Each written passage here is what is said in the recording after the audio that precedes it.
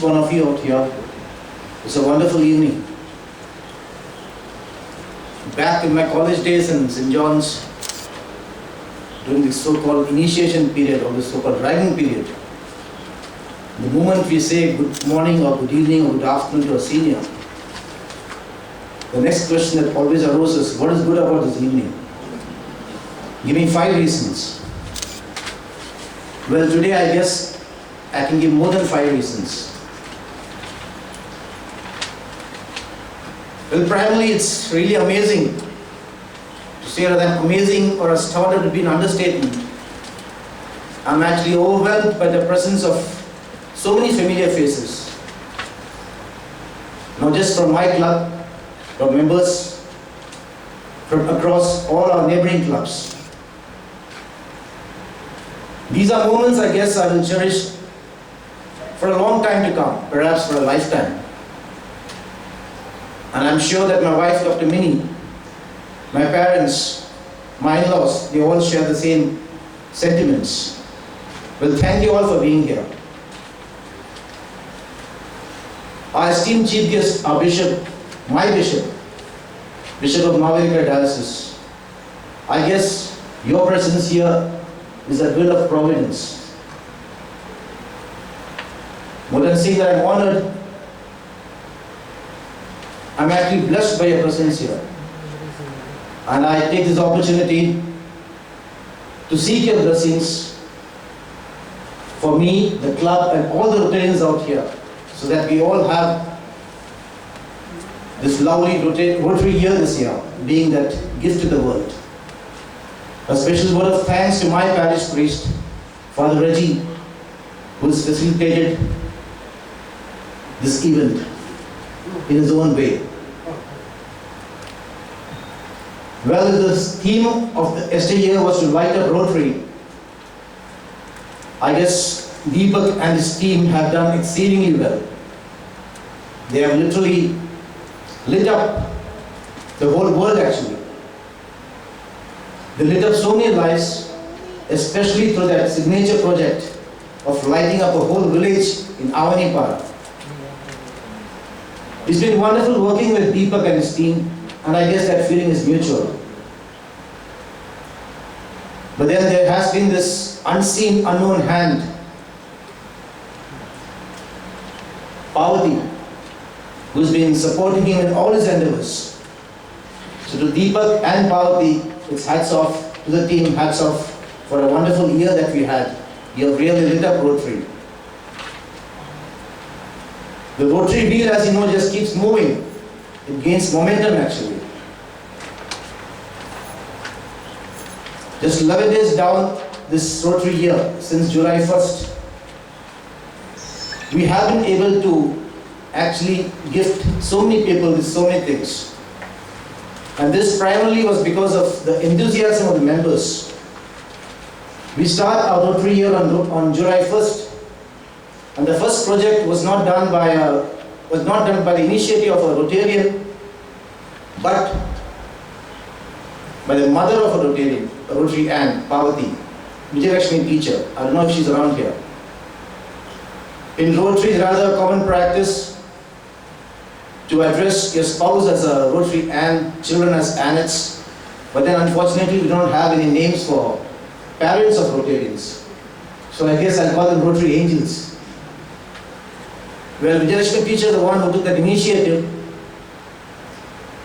to give school kids or learning kits to 60 students at Wallikage School, and he joined our members, past President Viju and Anil, who contributed their mite, and we had a project worth 20,000 rupees giving school kits to these differently abled children at Wallikage.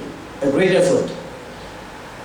Immediately after that, on a need-based requirement, we were there at the Ayurveda school, Ayurveda hospital at Ashramam, where we donated 4 wheelchairs.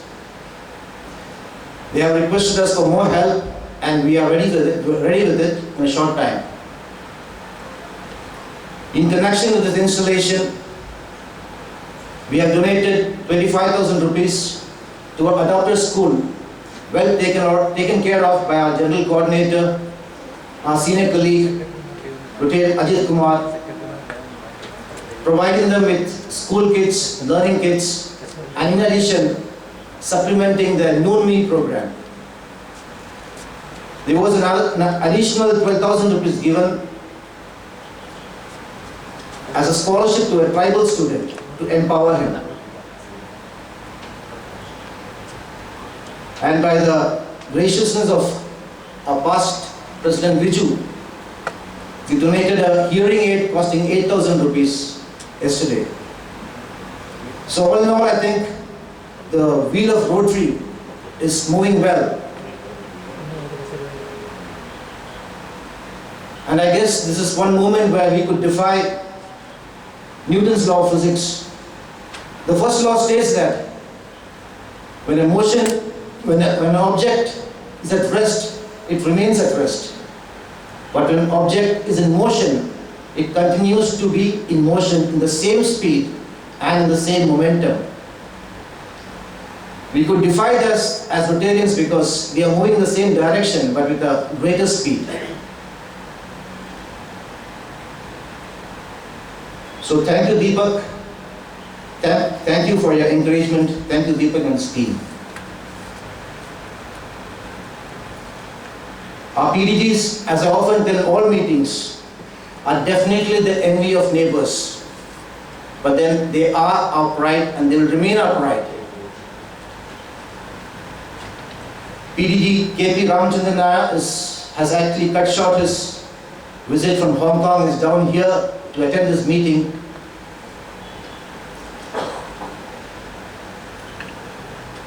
Dr. G.A. George is always there supporting our club. With these two pairs of hands, the Club of West End rocks. We are confident that they will guide us. Their commitment, their experience helps us a lot. And I thank both our PDGs for your presence here and for your advices.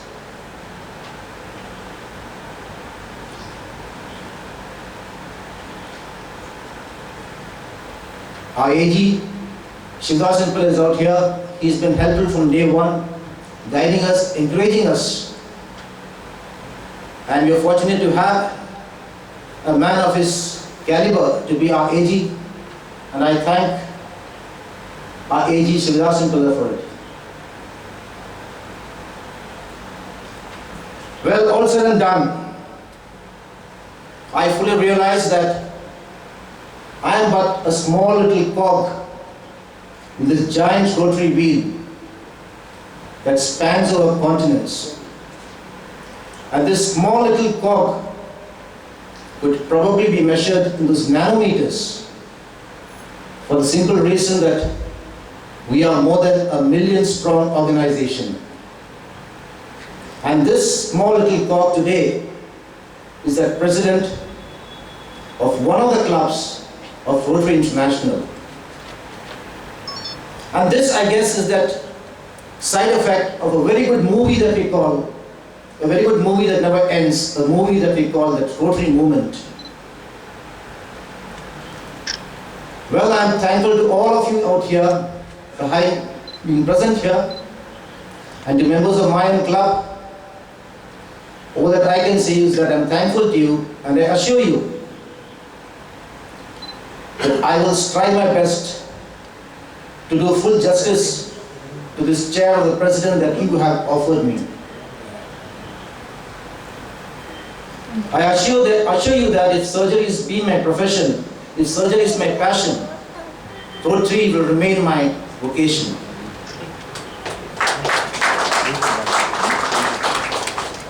Well, with this few words, I guess I can give a stamp of approval and accept this chair of a president of Rotary Club of Quilon West End. This in effect should seal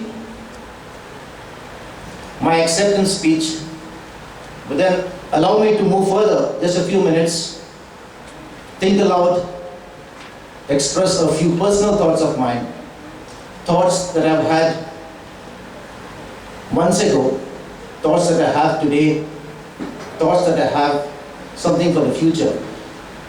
I guess I may overshoot a few minutes, but please bear with me. I actually would not be feigning modesty when I say that ever since I have been conferred with this title of a president-elect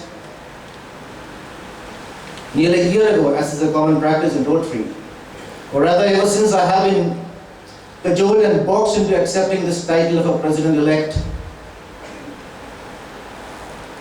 I have been praying hard as Jesus did in the Garden of Gethsemane.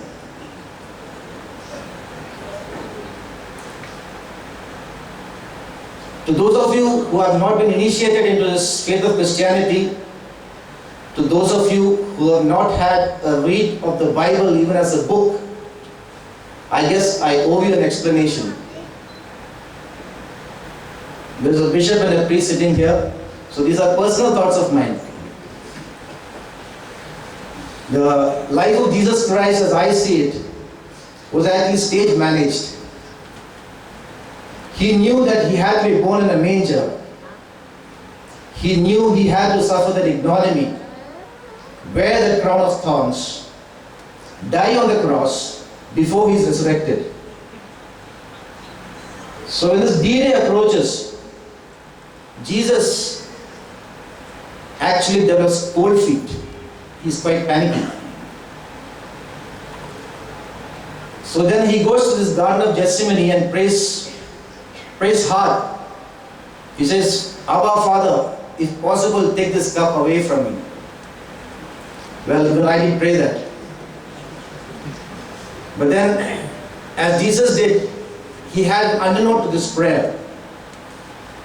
He said, Father, let your will and not my will be done. So I guess you realize that now it's your will and not my will that has been done. And I was standing here adorning this collar of Rotary International bestowed on me through my club West End. I must confess that I actually feel like a biblical ass. The term biblical ass once again refers to Bible, it's an anecdote in the Bible.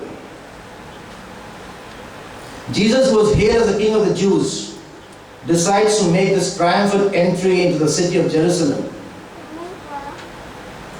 And as we are well aware, any leader or a king, whether he comes into a state, a province, a country or a village, they have their specialized vehicle of transport.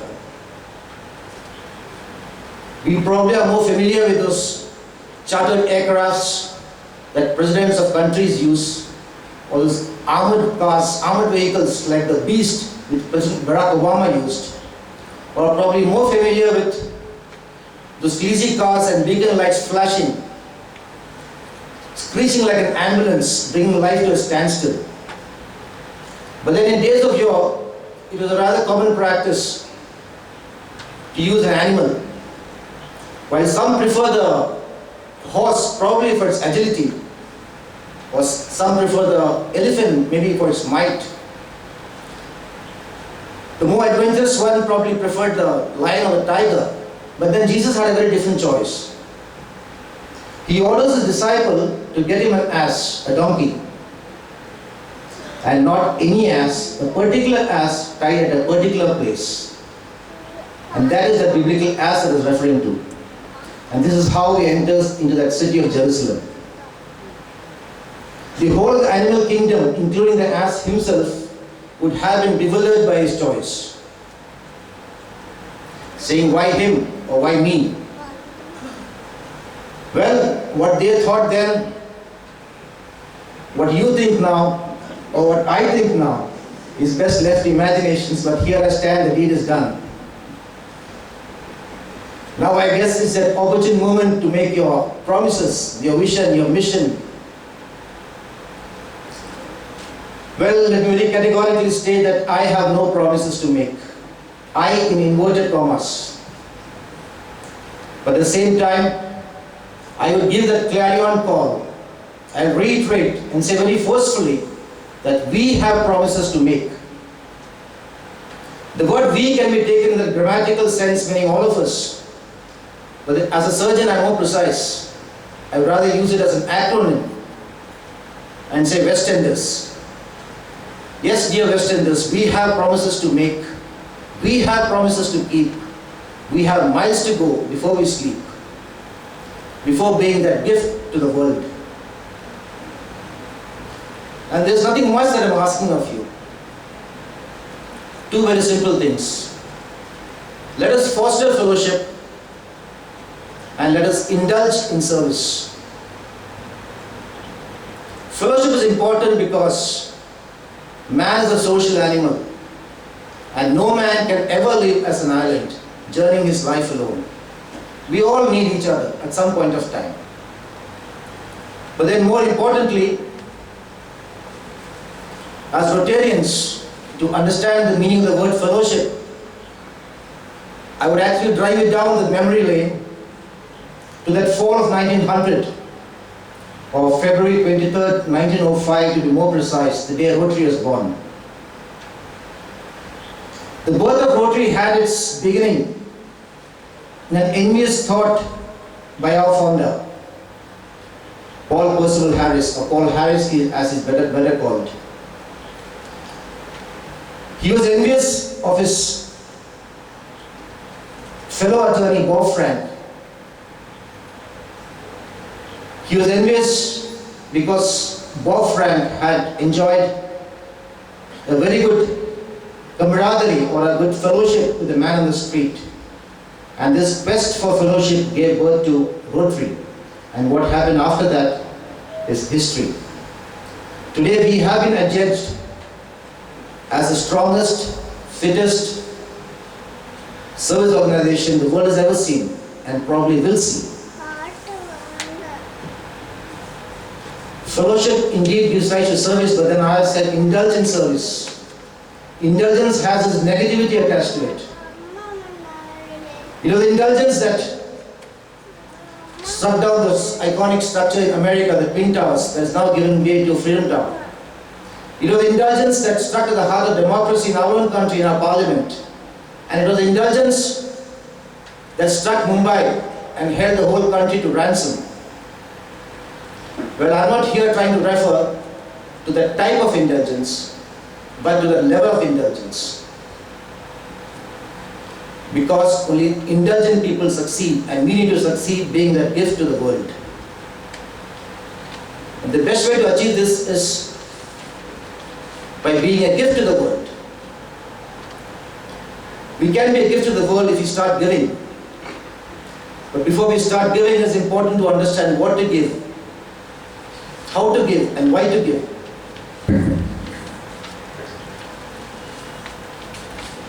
We need to give not in money, it's a very small part of it. As I see, as a Rotarian once invited to be a member of Rotary, all that is expected of you is to shell out maybe less than 50 rupees or less than 100 rupees a day. A very small, minuscule, negligible amount. But what is expected of each one of us to give in your time and dedication for a cause? It could be those carrying hands to wipe away a tear, or the strong arms to lift a downtrodden. Yes, giving is all of these and much more. But when you give, it's important that you give like a honeycomb and not like a flintstone or a sponge. A flintstone type of giver is a giver who gives it very grudgingly. You really need to hit it hard to get a few splinters out of it. A sponge type of giver has to be squeezed out very hesitatingly. But a honeycomb type of giver just gives, just overflows. And why do you give? To this I would take you to those lyrics of that song, which even a renowned singer like Usha Uthup thought it worthwhile to sing in an august gathering of Rotarians in a Rotary Institute. It was in Hyderabad, I guess. He said, we are the world, and we are her children, and we are the ones who make a better world, so let's start giving. The next few lines, you realize why to give. There is a point we're making here. We are making our own lives. And it is true that we will make a better world, just you and me. Well friends, I know I'm getting late. With this idea to be the gift to the world has to be taken to the logical conclusion. It is important that we move as a team. And the word team is once again better understood as an acronym meaning together. Each one achieves more. Or better still, that together everyone achieves more. You, me, and the community.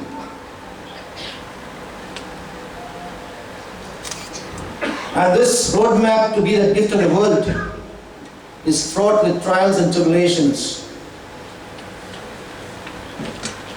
But then I would suggest that you be guided by the words of Martin Luther King, who said, if you cannot fly, you run. If you cannot run, you walk. If you cannot walk, you crawl. The bottom line being just keep moving forward.